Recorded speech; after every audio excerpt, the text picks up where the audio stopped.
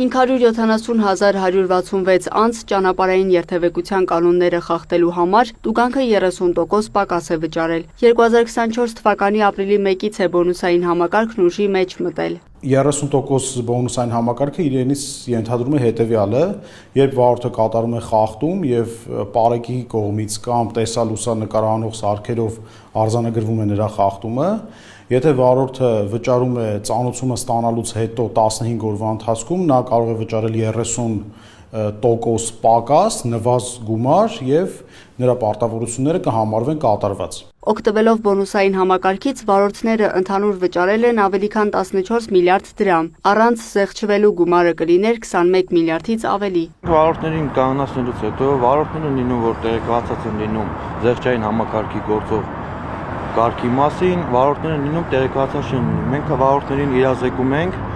գործող զեղչային համակարգի վերաբերյալ։ Բոնուսային մյուս համակարգը տուգանքը 20% նվազ վճարելու հնարավորությունն է, որը սկսել է գործել 2024 թվականի մայիսի 1-ից։ Այն վերաբերում է միայն տեսանկարահանող կամ լուսանկարահանող սարքերով հայտնաբերված իրավախախտումներին։ Տուգանքը 20% պակաս վճարելու համար ծանուցումը պետք է ստանալ էլեկտրոնային փոստով։ Բազմիցս ներկայացրել ենք, թե ինչպես է հնարավոր գրանցվել roadpolice.am համակարգում, պետք է ուղղակի ավելացնել էլեկտրոնային փոստը, մեյլը եւ ծանուցումները ստանալ միայն մեյլի միջոցով, ոչ թե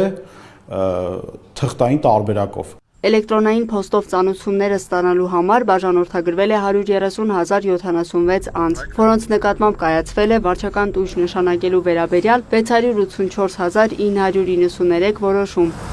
Վճարվել է 572,136-ը, ավելի քան 2.3 միլիարդ դրամ։ Առանց 20% զեղչի տուգանքների գումարը կկազմեր ընդհանուր 2.9 միլիարդից ավելի։ Արդյոք լինում են տեխնիկական խնդիրներ բոնուսային համակարգից օգտվելու ժամանակ, Սարգսյանը պարզաբանում է։ Երբ համակարգը նոր էր, տեխնիկական անկեղծ ասած շատ խնդիրներ կային, բայց գնալով բոլորը կարծում եմ լուծվել են։ Սարգսյանը նշում է, այս պահին քաղաքացիներից մեծ դժգոհություններ չկան։ Լիանա Խաչատուրյան, Ռաֆիկ Սողոմոնյան, լուրեր։